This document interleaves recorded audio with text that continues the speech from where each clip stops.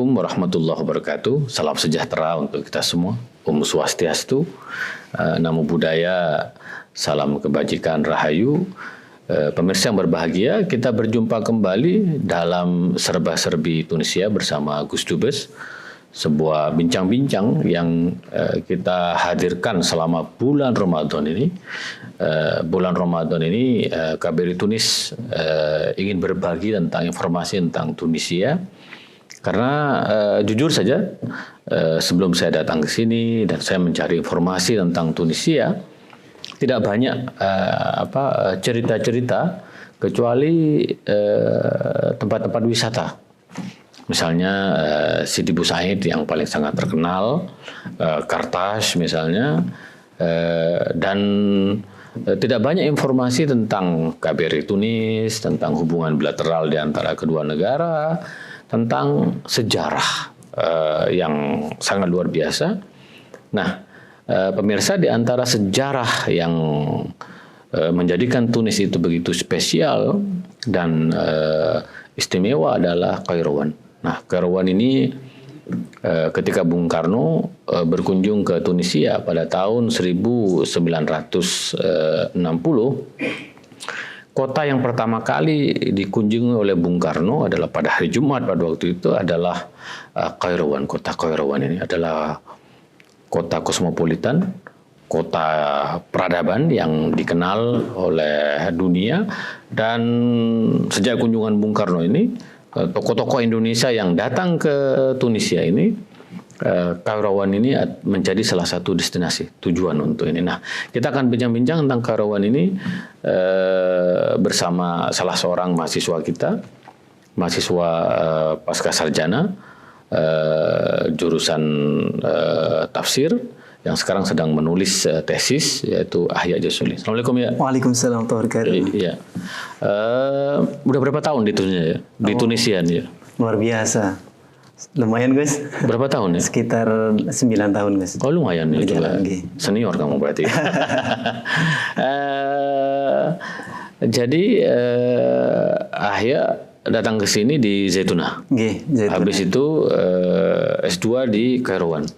S2 tepatnya bimbingan di Kairawan guys. Bimbingannya di Kairawan. Karena dosen pembimbing salah satu dosen di Universitas Zaytunah dan beliau dekan di cabang kampus Zaytunah di Ulumul Islamiyah Gus, dan saya berguru istifadah sama beliau. Oke.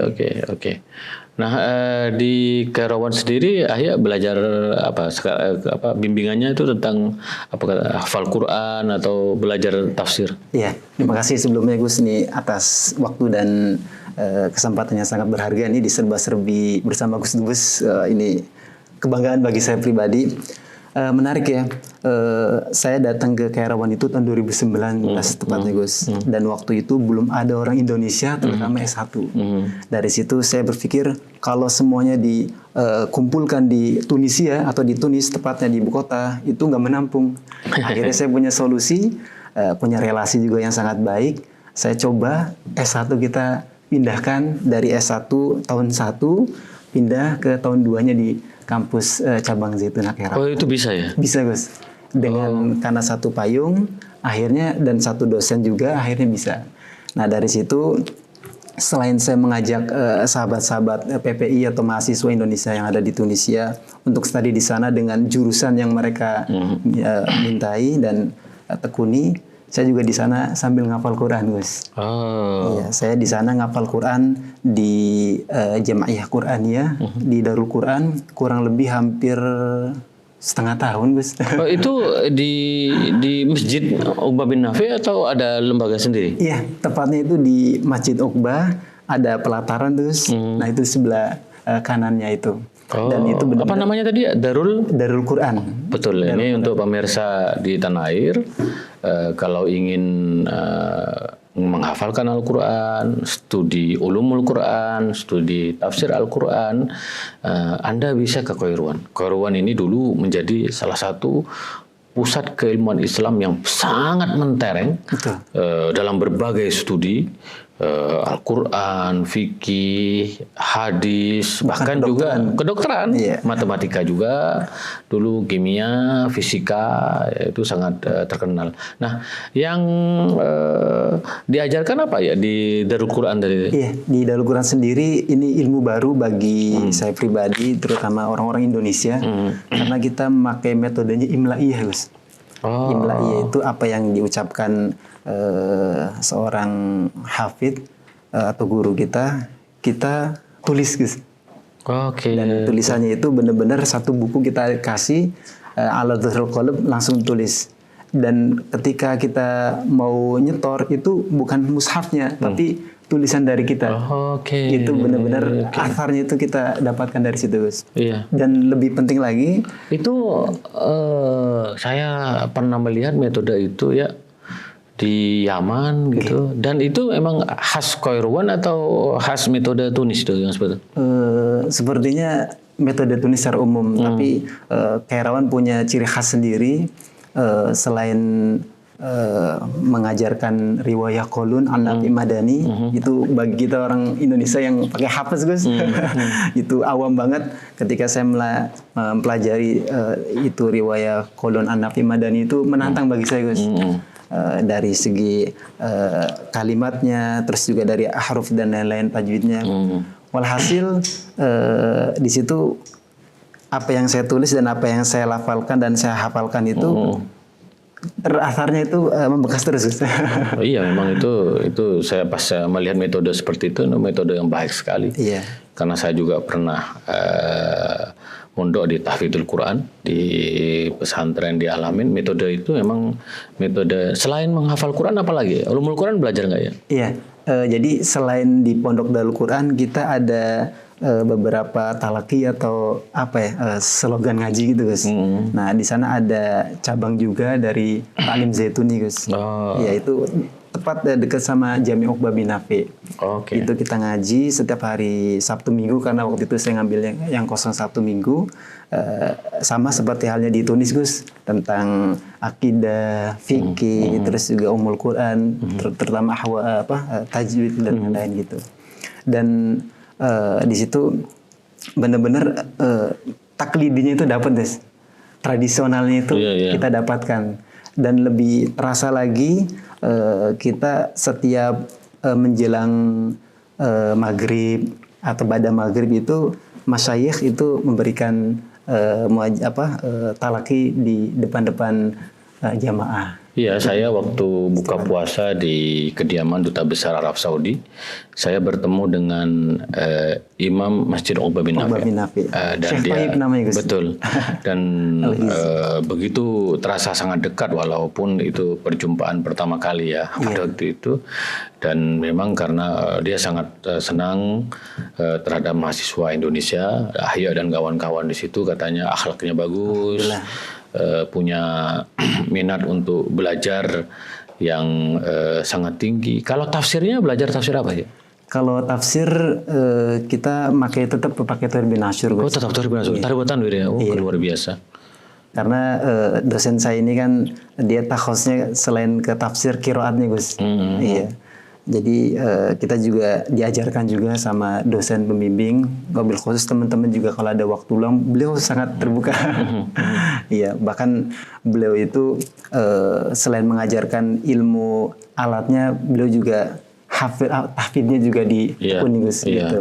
Itu yang sangat khas menurut saya, karena ada yang cuman fokus di hafalan Quran, tahfidzul Quran, tapi tidak pada tafsirul Quran.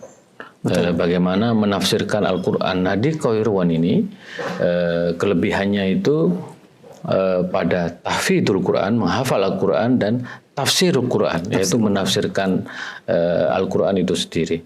Nah, kalau Ahya bisa menjelaskan kepada kita tentang sejarah dan keistimewaan Qairawan, terutama setelah Ahya tinggal di sana selama 2 tahun, belajar Al-Quran di sana, menghafal Al-Quran di sana.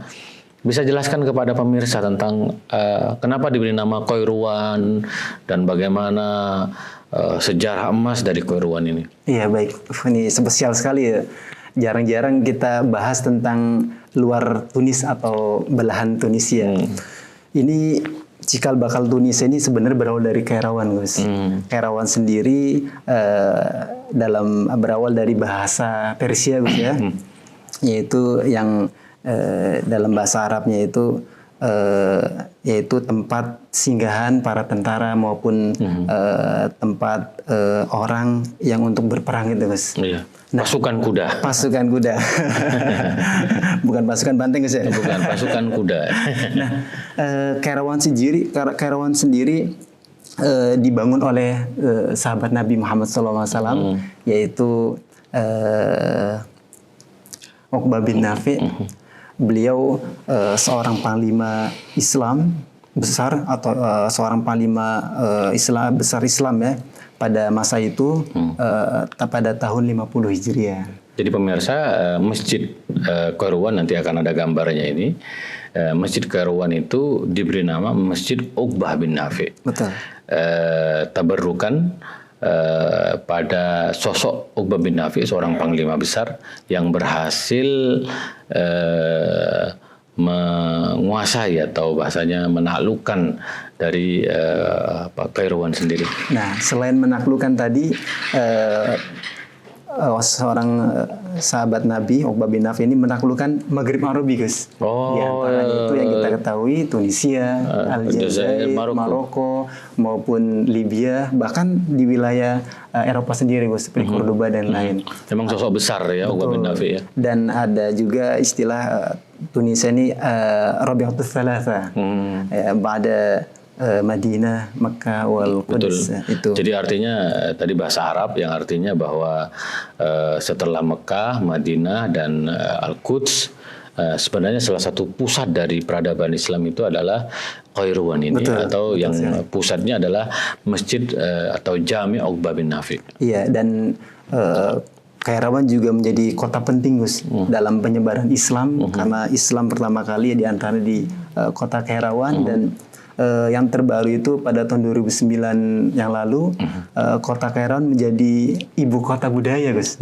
Artinya menjadi ikon sendiri di dunia dunia ini gitu. Dan memang kita ini para duta besar, semua duta besar di sini itu selalu menjadikan Kairawan ini salah satu tujuan utama. Betul. Ya saya kalau tidak salah minggu pertama itu langsung ke Kairawan. Tapi semua duta besar, sahabat-sahabat saya itu mereka bertanya apakah saya sudah ke Kairawan.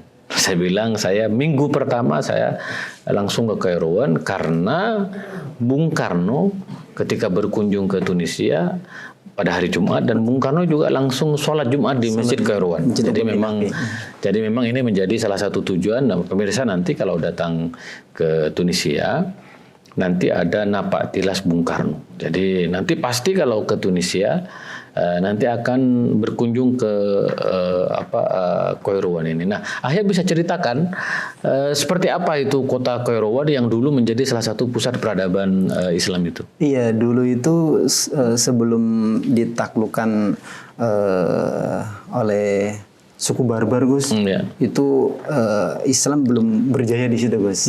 Artinya Islam itu berjaya setelah kedatangan beberapa dinasti, Gus, dari dinasti Umayyah, Abbasiyah, bahkan Aghalibah, dan terakhir itu dinasti Fatimiyah. Nah, dari sini kekuasaan itu dialihkan oleh tongkat Sayyidina Uqbah bin Nafi itu, Gus. Nah, dari sini kita bisa lihat Kairawan juga bisa waktu itu berjaya di masa Aghalibah, Gus.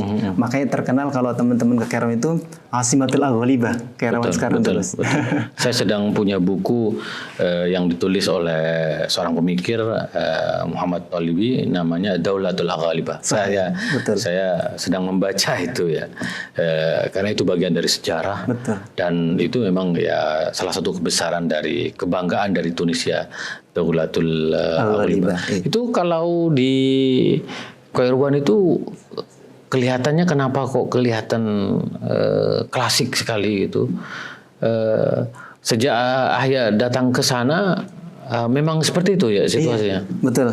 sejak saya datang sana itu bawaannya itu selain tentram damai, masyarakat juga mutadayinin Gus, terutama di bulan Ramadan ini. Iya, iya. Bahkan ketika kita lihat ke kota tua di Tunis juga kita lihat Baharit maupun di Masjid Zaituna itu kan kota tua, itu benar-benar kita merasakan dulu ketika Sayyidina Uqbah bin Nafi membuat masyarakat tenang, itu kan berawal dari permukiman di situ Gus. Makanya perawatannya juga selalu dijaga. Bahkan ketika kita lihat kota tua di situ dikelilingi tembok Gus. Gitu. Makanya ketika Gus Dubes nanti keliling sowan lagi ke sana itu kita merasakan Gus, oh ternyata bukan hanya di dalam aja tapi di luar ada tembok khususnya, dan itu bagian dari benteng Gus di situ Gus. Bahkan itu, nanti ada itu kalau kita masuk ke kota Kairawan tuh simbolnya karpet. Kenapa ya? Bisa jelasin saya ini memang kota-kota di Tunisia itu sangat simbolik ya. betul. Jadi misalnya kalau di Nablus saya lihat keramik gitu kan simbolnya. Nah, di Kairawan ini kalau kita masuk itu kita akan melihat lambang itu yang karpet. Kenapa ya kok disebut karpet? Apa ada sesuatu yang khusus dari Kairawan? Bukan mau terbang pakai karpet Gus. Bukan. Jadi itu saya disebut dengan kota karpet. Iya. Jadi dalam istilah bahasa Arabnya itu kita sebut zarbiyah Gus. Zarbiyah. Iya. Jadi zarbiyah Kairawan itu taklidi ya, pembuatan tradisional. Bahkan pembuatannya itu ya dari sudut ke sudut ya kayak kita mau jahit gitu Gus. Dan itu filosofinya itu lebih arah menjaga tradisi kuno gitu Gus. Dan menjadi ikon juga ketika masuk ke Kairawan.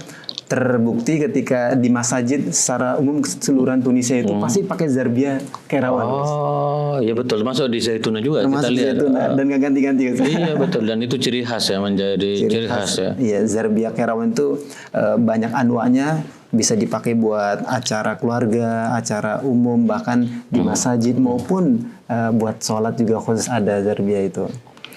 Kalau di Kairawan sendiri, kenapa kelihatannya waktu saya datang ke sana ya, nanti pas di bulan Ramadan ini saya akan menikmati karena katanya suasana tadi cerita suasana malam Ramadannya lebih meriah, itu kelihatan sepi, tenang gitu. Betul.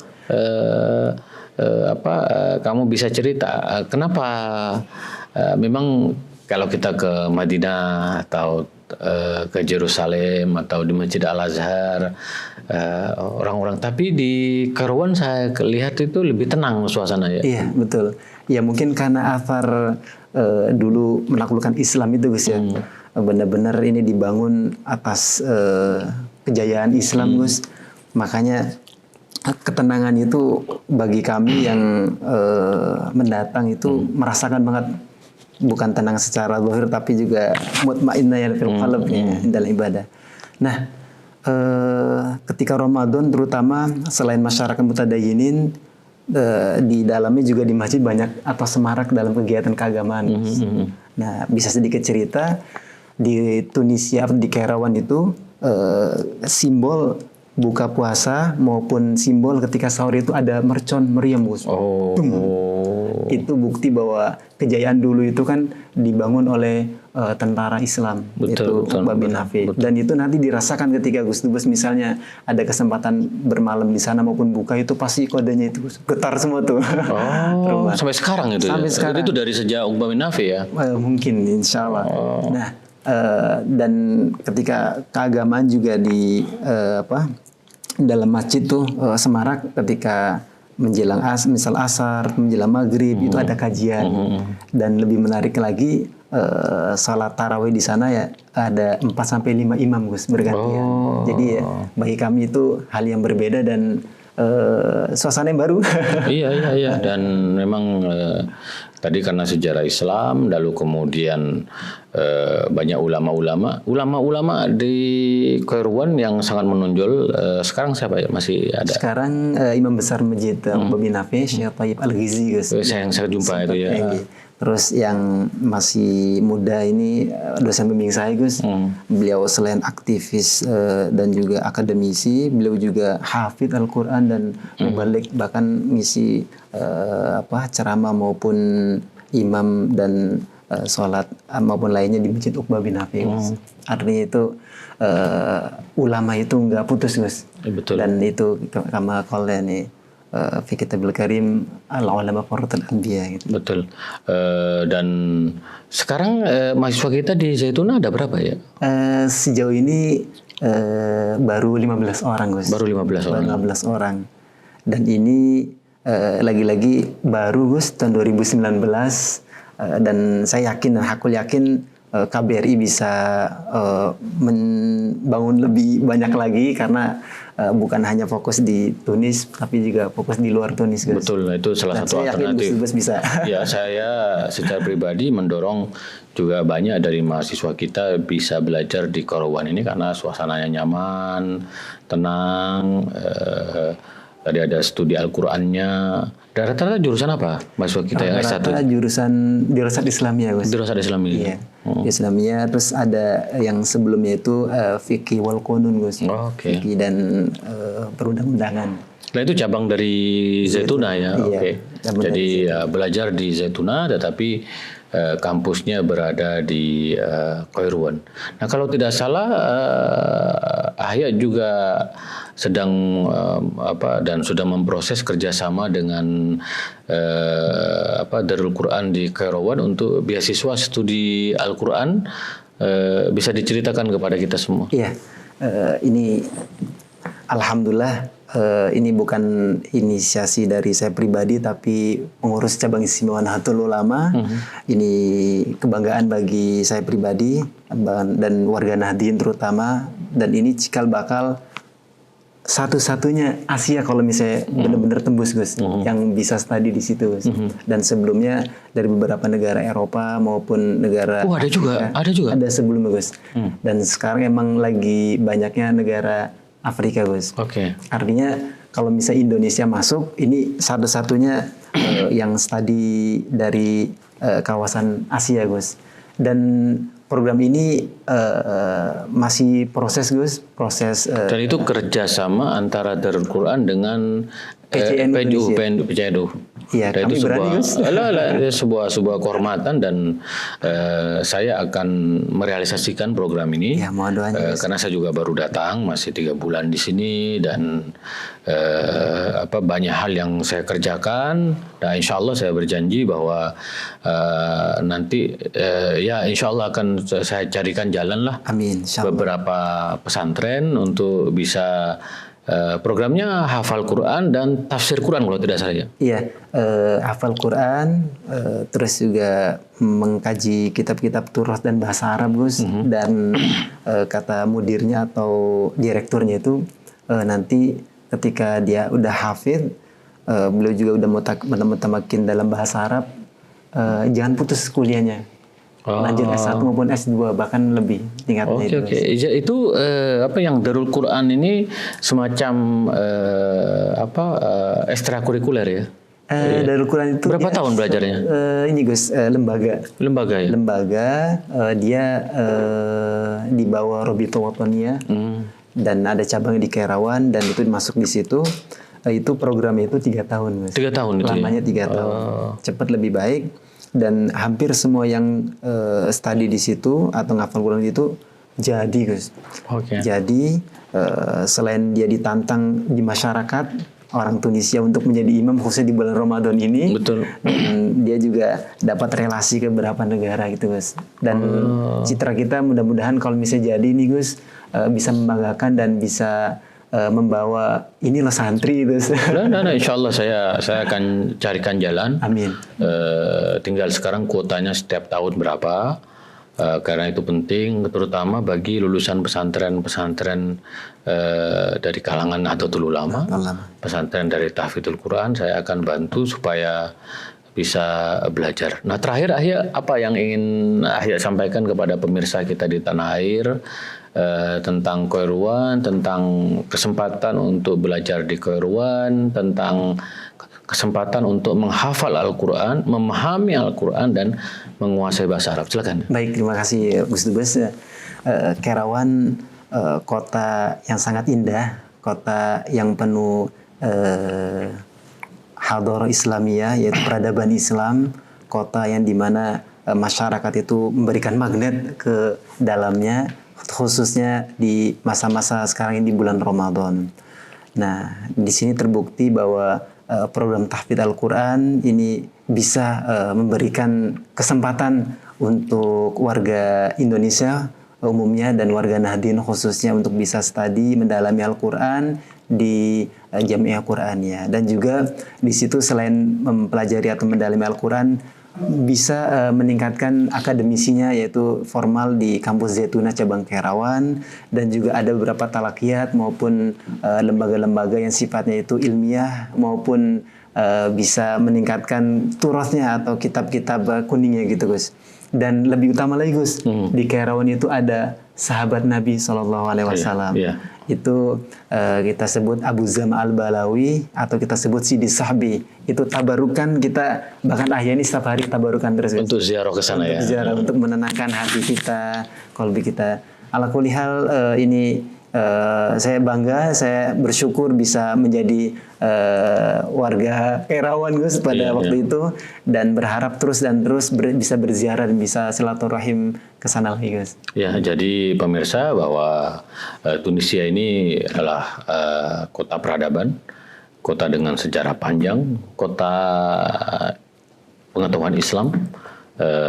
Nanti kalau ke Tunisia bisa jalan-jalan ke Kairawan, bahkan mungkin putra-putri Bapak Ibu sekalian ingin kuliah di Kairawan, ingin menghafal Quran di Kairawan, kami ahlan wa sahlan wa marhaban. Itulah kira-kira bincang-bincang kita tentang serba-serbi Tunisia bersama Gus Dubes. Kita akan lanjutkan esok hari, kurang lebihnya mohon maaf. Assalamualaikum warahmatullahi wabarakatuh.